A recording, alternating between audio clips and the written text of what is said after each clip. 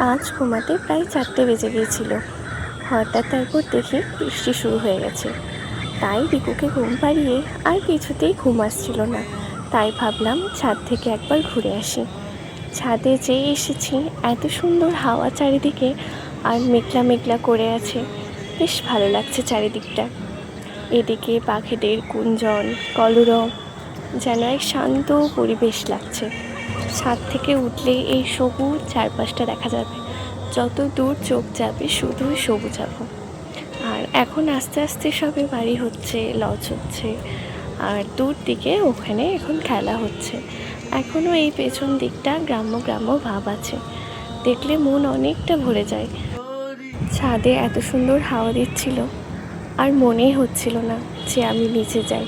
মনে হচ্ছে ছাদেই কিছুক্ষণ সময় কাটিয়ে দিই। আলো ছায়া যায় মিশে, চলো না কুরো